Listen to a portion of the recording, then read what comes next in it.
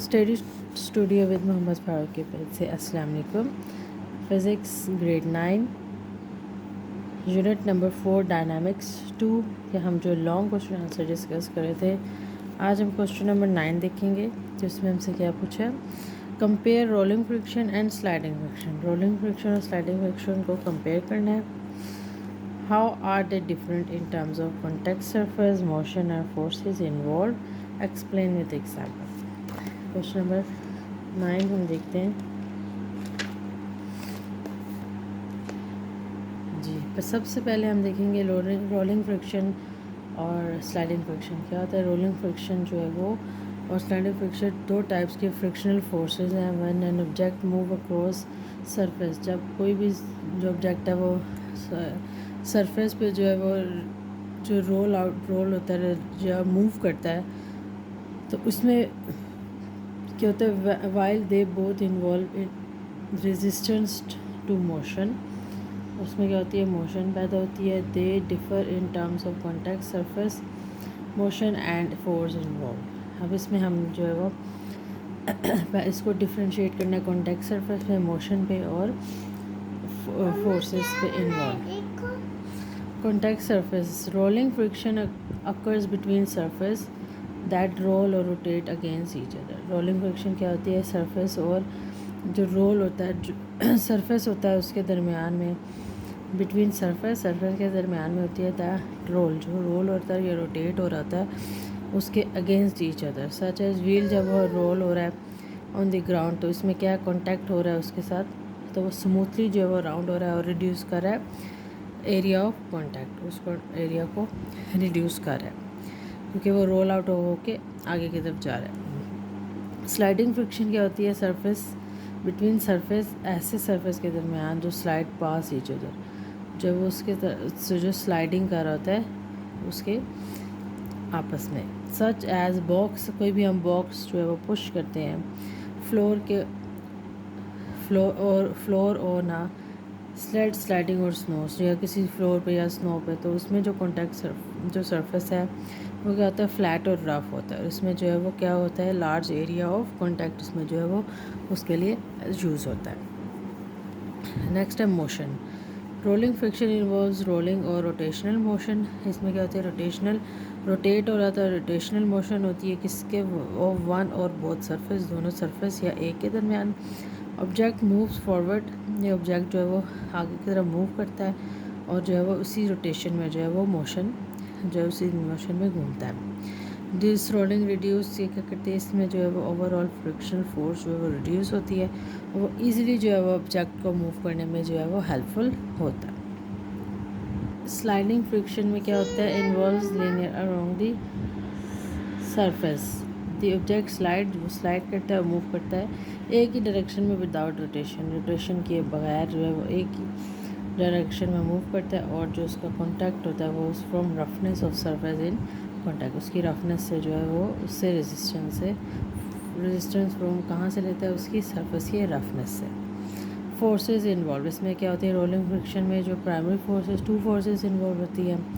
Gravity acting on the object, जो उसके wait पे एक्ट कर रही होती है, और नॉर्मल फोर्स जो होती है वो सरफेस पे एक्ट कर रही होती है। और इसमें क्या होता है, टॉर्क प्रोड्यूस होता है, टर्निंग इफेक्ट होता है इसमें रोटेशनल मोशन में, और उससे क्या होती है, जो रोलिंग फ्रिक्शन है वो प्रोड्यूस होती है। स्लाइडिंग फ्रिक्शन में जो होती है वो फोर्स ऑफ ग्रेविटी और नॉर्मल फोर्स होती है इन्वॉल्व। इससे क्या होता है, सरफेस के दरमियान जब वो क्या होती है, फ्रिक्शन पैदा होती है, और इसके रिजल्ट में क्या होती है, रेजिस्टेंस टू मोशन, और ये उसमें मोशन पैदा होती है। एग्जांपल लेते हैं हम रोलिंग फ्रिक्शन की। When a car moves on road, कोई भी गाड़ी है वो रोड पे मूव कर रही है, उसके व्हील जो है वो रोल है अगेंस्ट दिस सरफेस, तो वो क्या करिए, स्मूथली जो है वो मूव करी और राउंड हो रही है, और उससे क्या होती है, फ्रिक्शन रिड्यूस होती है, और वो व्हील्स जो होते हैं वो इजीली जो है वो रोल होते रहते हैं, और इससे क्या होती है, कार जो है वो इजीली जो है वो डिस्टेंस कवर करती है।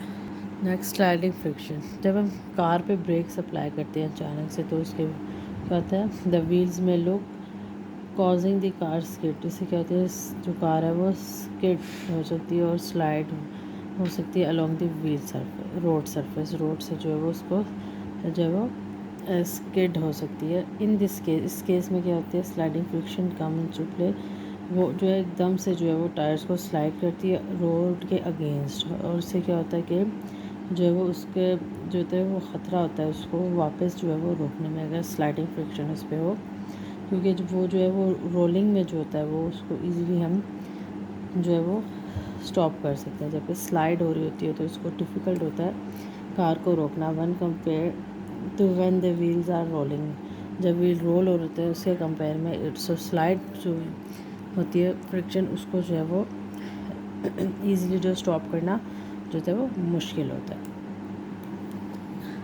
नेक्स्ट क्वेश्चन नंबर 10 है, analyse the dynamics of an object reaching terminal velocity.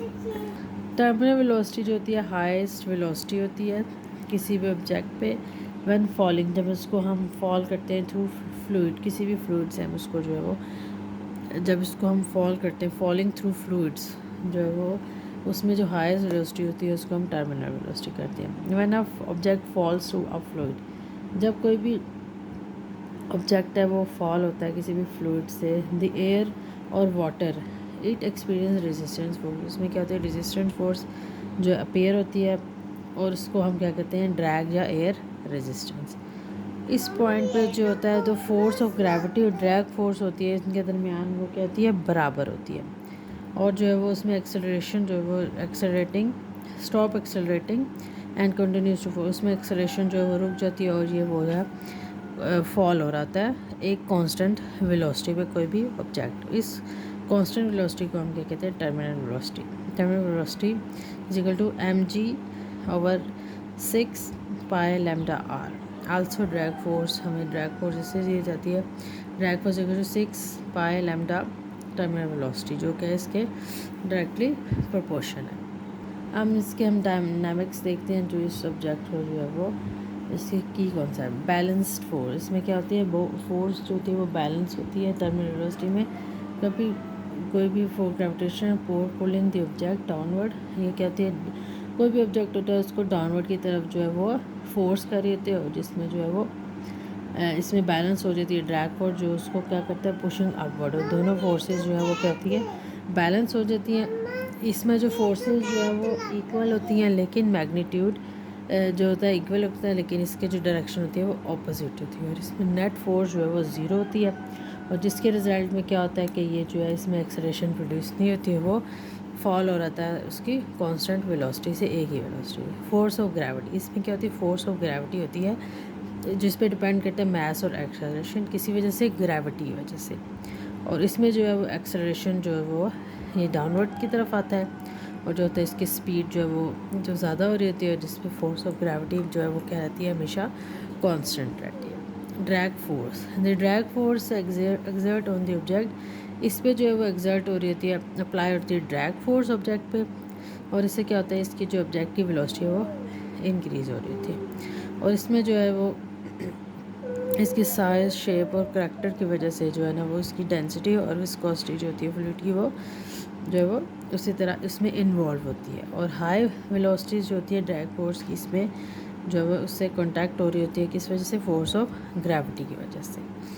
Acceleration होती है इसमें, एक्सेलरेशन जो होती है due to unbalance force of gravity. Unbalance जो फोर्स होती है उसकी वजह से क्या होती है, इसमें एक्सेलरेशन होती है इनिशियली शुरू में as a object velocity increase है। जब इसकी वेलोसिटी इंक्रीज होती है तो ये कहती है बैलेंस हो जाती है, किसकी वजह से, due to force of gravity. At terminal velocity the object experience, इसमें क्या होती है, ज़ीरो नेट फोर्स और एक्सेलरेशन हो जाती है, और वो जो होती क्या होती है जो बॉडी होती है वो उसकी वजह से बैलेंस हो जाती है। कांस्टेंट, इसमें जो होती है मैक्सिमम कांस्टेंट वेलोसिटी होती है फ्लूइड में, क्योंकि वो फॉल हो रहा होता है, और जिसकी वजह से जो है वो कांस्टेंट स्पीड रहती है और एक्सेलरेशन नहीं होती, और ये जो है वो बैलेंस रहता है। रियल लाइफ एप्लीकेशन, इसमें रियल लाइफ में हम कहते हैं engineer consider terminal velocity when designing parachute, जैसे पैराशूट बनाते हैं, स्काई डाइविंग इक्विपमेंट्स बनाते हैं, तो उसमें जो है वो ये जो है वो टर्मिनल वेलोसिटी अप्लाई होती है। और इसमें जो है वो इसमें क्या करते हैं कि investigate fluid dynamics and atmospheric phenomena, इसमें जो होते हैं वो उसको जो एक्सपीरियंस करते हैं, जैसे कि मोशन ऑफ एयर ड्रॉप और behaviour of falling object in different environment, इसमें वो एक्सपीरियंस करते हैं। एथलीट्स होते हैं स्पोर्ट्स वाले, ये भी क्या कहते हैं स्काई डाइविंग और बेस जंपर, इसमें जो है वो टर्मिनल वेलोसिटी जो है वो अप्लाई होती है क्योंकि ये फ्री फॉल बॉडी होती है और ये जो है वो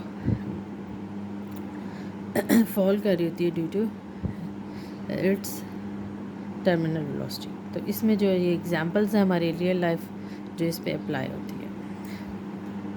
क्वेश्चन नंबर 11 है हमारे पास, define centripetal force, describe the motion of a body in circular path under direct action of centripetal force. Centripetal force क्या होती है, जो कोई भी फोर्स होती है मूविंग इन सर्कुलर पाथ पे जो मूव करती है, directed it toward the centre of the circle, जो सेंटर ऑफ द सर्कल है और उसमें जो फोर्स सर्कल में जिस सेंटर के हिसाब से सर्कल में जो मूव कर रही थी उसको हम क्या कहते हैं सेंटीपीटल फोर्स।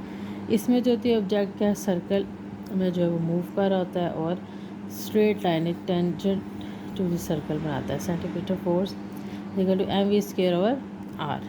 एफ सी क्या सेंटीपीटल फोर्स, एम मैस है, वी वेलोसिटी है, आर क्या है रेडियस ऑफ द सर्कल, क्योंकि ये एक पॉइंट होता है यहाँ से जो है इस रेडियस से ये जो होता है इसमें सर्कल में जो है वो रोटेट करती है सर्कुलर पाथ में। When an object move circular path action centripetal force, उसमें से वेरियस कैरेक्टरिस्टिक है। कांस्टेंट स्पीड, इसमें जो स्पीड जो है वो कांस्टेंट रहती है क्योंकि मोशन एक ही में हो रही है, तो इसमें जो है वो स्पीड अप नहीं होता और इसमें जो स्लो डाउन जो होता है और स्लो डाउन या स्पीड अप नहीं होता, एक ही मोशन में जो है एक ही सर्कल में ये मूव करता है और उसमें क्या होती है स्पीड जो उसकी होती है वो हमेशा जो है वो कांस्टेंट रहती है।